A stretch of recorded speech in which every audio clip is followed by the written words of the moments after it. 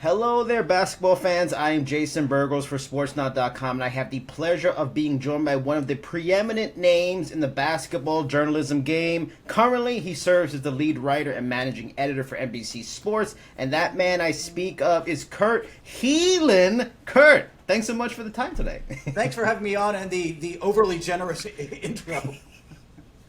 And I wanted to make sure people know it's healing, people. It's healing. Get it right. Yeah. Get it right out there. So I have a bunch of questions. We're going to talk about a ton of various NBA topics. So the first one I wanted to get into is, and this is more of just, I find it interesting. I think it's fascinating. One of the more fascinating stories this season is the 76ers really kind of sticking it to James Harden and getting off to like a fantastic start this year. Tyrese Maxey has been stepping up. He's been huge, a huge part of that. And they've kind of like shifted arguably to, I feel like maybe they're like the most dangerous team in the NBA just because they're good, but then they have the chips and things that they can add more to what's already pretty good. Like, do you agree? Like, their beginning is really surprising, and have they really maybe almost shifted to it even more of a title contender than they were before because of how good they're playing and the possibilities of adding to it? Yeah, they went into the season for me as one of those teams where I'm like, they're a contender, but with questions. Like, I'm just not sold yet.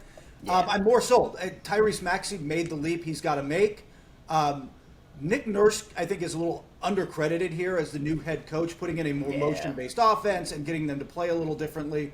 And then I think you saw in the win against Boston, who I thought had been the best team in the NBA up to that point.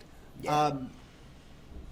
Look, it really helps when you have Joel Embiid.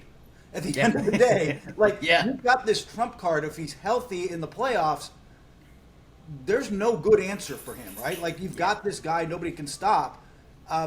That's a huge thing. So I'm with you. I've kind of moved them up, and I think as they go through the season and say, hey, we could really use X or Y, they do have the pieces to go get another role player, at a specific position, whatever they feel they ultimately need. But the way Maxey and Embiid are playing right now, they have to be considered title contenders.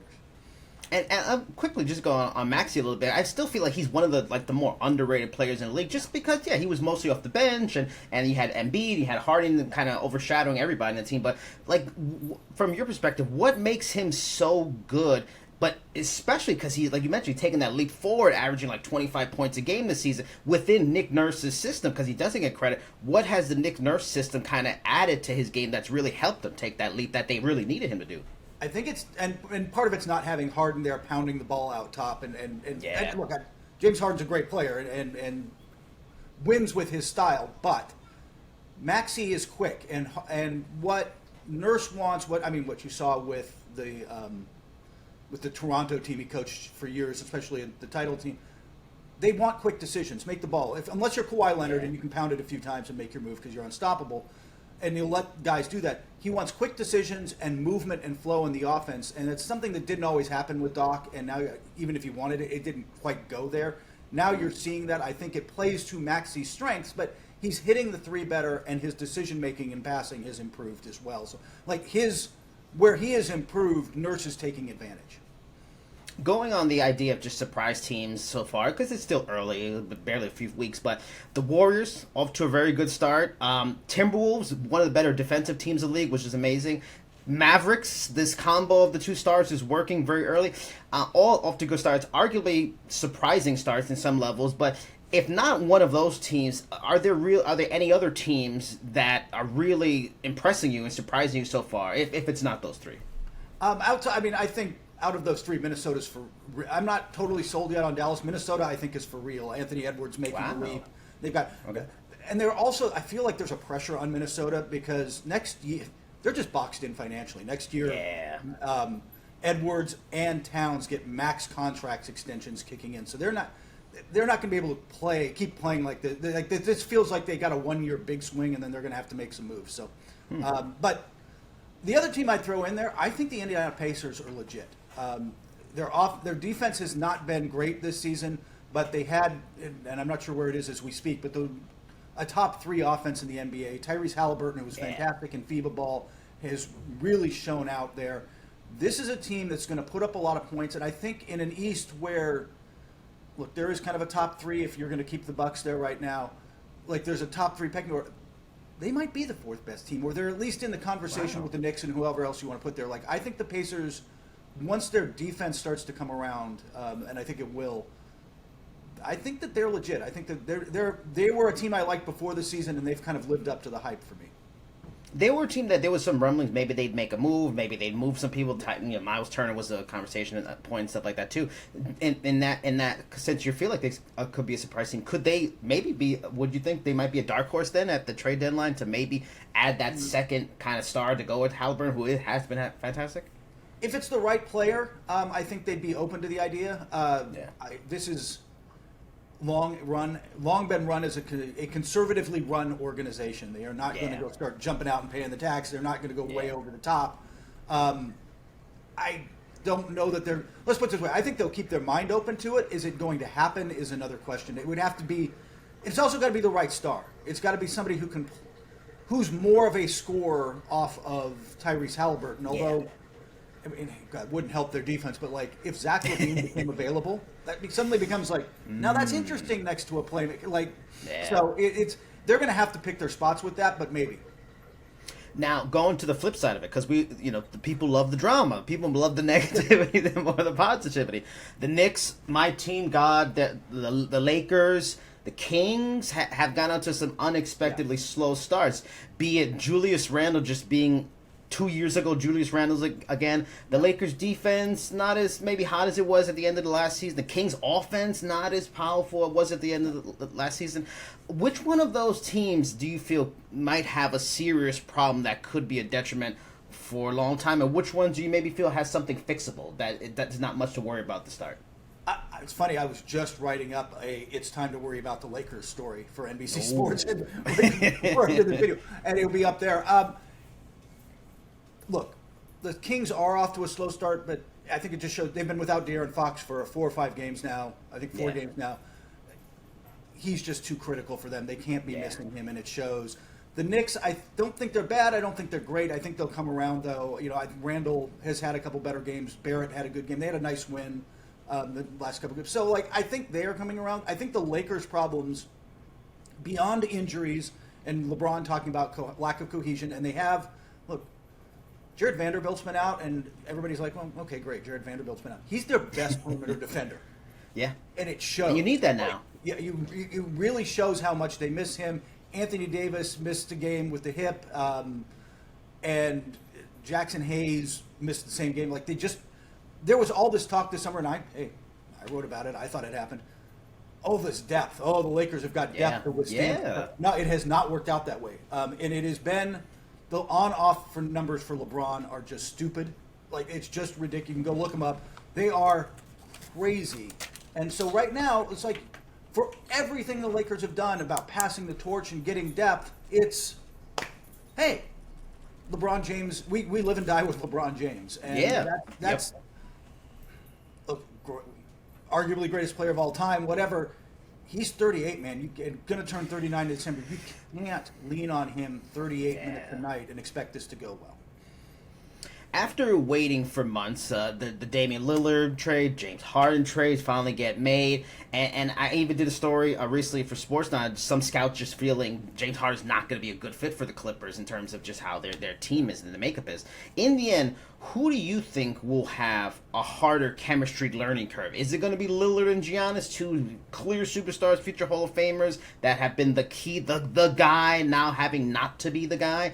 Or is it Harden trying to add Harden, his personality, his thoughts on his game at this point in his career with 3 legitimate stars, one of them a former MVP who doesn't want to be on the bench? Yeah, I think Lillard and Antetokounmpo will work it out.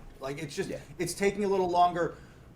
Adrian Griffin, who I think might be a good coach, man, that's a tough place to throw somebody into. Yeah. I'm talking to him pregame. I'm at a scrum with him. He's like, "Oh, I'm not reinventing the wheel, man. We're not changing everything." Then he comes out first game with this radically different, aggressive defense. We're like, "That was the thing that worked. Why are you?" All right, fine. But I think it's harder. It's Harden fitting into. Westbrook had played well for the Clippers and had found a role, even though he's still a flawed player at this point in his career. He brings an energy and a passion and an ability to just attack that they kind of lack sometimes.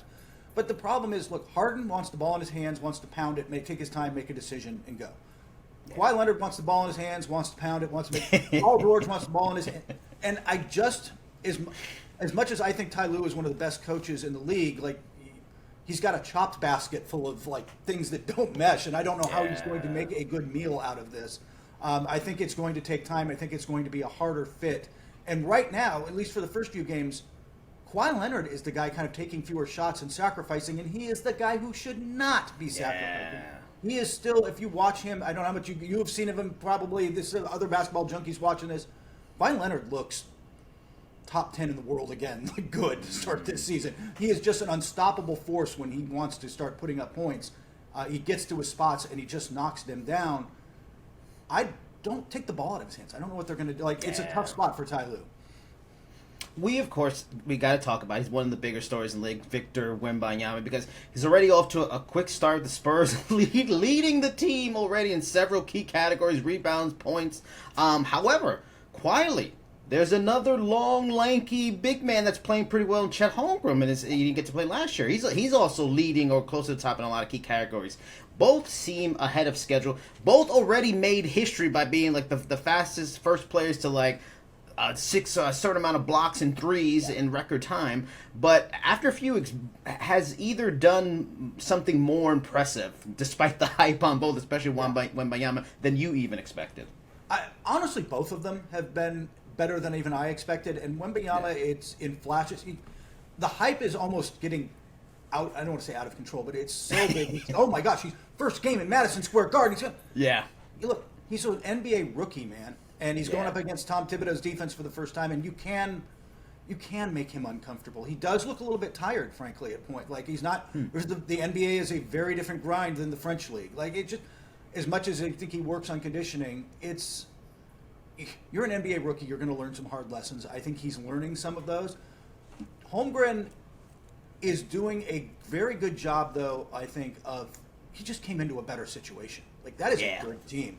Yes. And, hey, give the ball to Shai Gilgeous-Alexander, let him cook, and I'm going to play off Shai. That's a very different situation than where Wembanyama is. So I think Holmgren's done an amazing job of fitting into exactly what they need with rim defense in the paint, some floor spacing, shooting.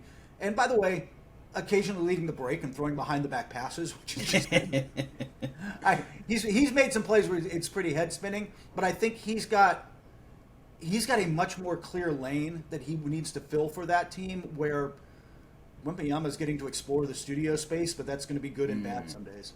Yeah. Now, going a little back but forward, the Kings, to a certain extent, the Cavaliers, for a little while early in the season, the Jazz, they were like the big surprise teams last year that maybe were a little bit ahead of schedule on certain levels. Now, this season, who do you feel is the team that is still early, tons of things could change, but just based off what they did last year, maybe their growth this year, that they maybe are the surprise team? Is it Wembanyama and the Spurs? Are they going to be maybe ahead of schedule? Is it the Magic, who a real quiet team? Not people talk. The Pacers, maybe you already mentioned this. The Pacers, the Nets. Cam Thomas been fantastic. Yeah. Michael Bridge still being good. Like, are those one of those going to be the team that fans should be like, look, this could be this year's Kings, or this could be one of the surprises, or is it the Thunder because of Holmgren's taking that next step forward? Who do you think? Is it all of them? Maybe I'm not very high on the Thunder. I thought they were poised to possibly be a top 6 team, and they kind of look like it so far. Cleveland, by the way, is disappointing me. I thought they were going to take another step this year. I thought with Max Strus they were in a position to go forward, and look, they're pretty healthy right now, and they're still. Yeah, Garland is. Yeah. So it's. Yeah. You can just start the Donovan Mitchell to New York rumors now just for fun. Yeah. No, they're struggling. I'm trying to think. Oh, you mentioned Orlando. That was the other one I was thinking, like, man, there's a lot of talent on that roster. How's it going to work? How's it going to fit? But I think they're starting to, with a rash of injuries, by the way. Like maybe Markelle Fultz is missing time. Isaac, you're going to have to limit his playing time, and he's missing time. Other guys, there's a lot of guys there who have had to miss, and now they're going to be without Wendell Carter Jr. for thumb surgery for a while. Yeah. That said, I really like them, and I really like the way Franz Wagner and Paolo Banchero are playing off each other. But Wagner in particular, Paulo's Rookie of the Year and a little bit hyped coming, and coming out of college. Franz is a little under the radar, but he was fantastic. And one of those guys making the FIBA leap, right? Like, he played great, and for the 7 of us who watched FIBA basketball this summer, he was one of those guys you're like, oh, he looks really good, and he's kind of made a leap. But I like them. I think what they're doing is very sustainable. I think that what their ceiling ultimately is yet to be determined, but I think being this good is sustainable for them. Yeah. 2 more questions now. The Nuggets, good again. Shocker. Yeah. 7th straight season they've been good. Going to be good again. They seem to have a chance to repeat. But, the question I asked you, do they have a chance to be the next dynasty team? The Warriors, the big 3 might be over after this season. Can the Nuggets be the dynasty team? They have the right mix. They have 2 legitimate stars. One, arguably the best guy in the game. Or, it's still something okay, they beat the Heat, but the Heat weren't the 95-96 Bulls. This wasn't a super team. Is there something they still have to prove and they have to repeat before anyone can really talk dynasty with the Nuggets? I don't think...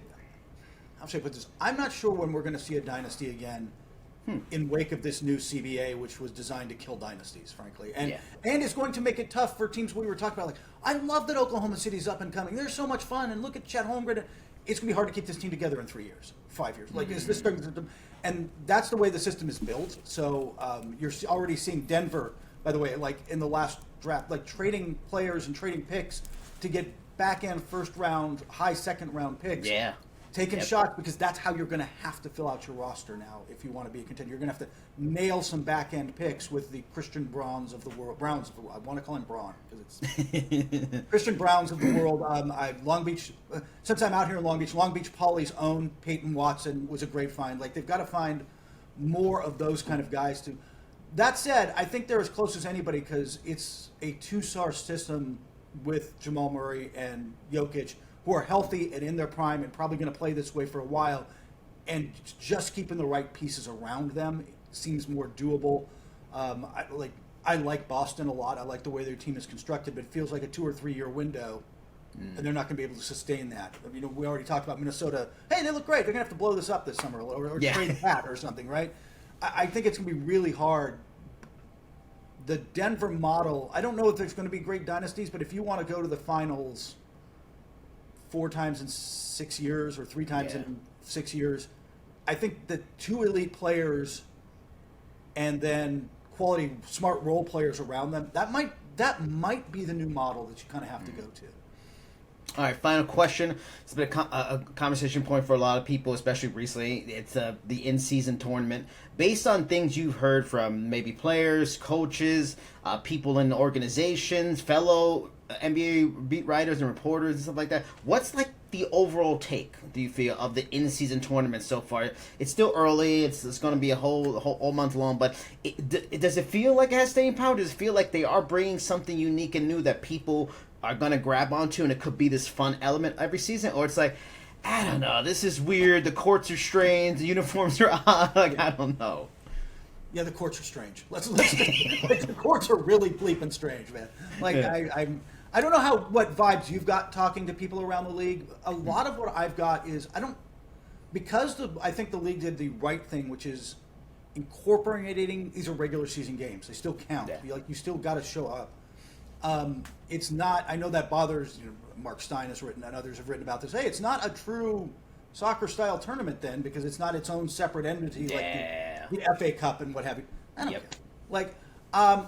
I'm really curious. My vibe from players and coaches is they're not treating group stage games, whatever we're calling them, the first 3 or 4 games, really differently. But if they get the chance to go to Vegas, they're like, hey, wait a second, I can go to Vegas mid-season for a road trip, and by the way, I can earn. Look, if Denver goes, the money doesn't matter to Jokic. But it does matter to Christian Brown. It does matter to the guys down the roster. Yeah. You get $200,000, $500,000 for coming in first or second. That matters to those guys. So I think certainly you're playing for those guys at the end of the bench. And I think when guys get there, the competitive juices will kick in. I'll ask you because I don't have the answer to the ultimate question, which is, do you think fans are going to care?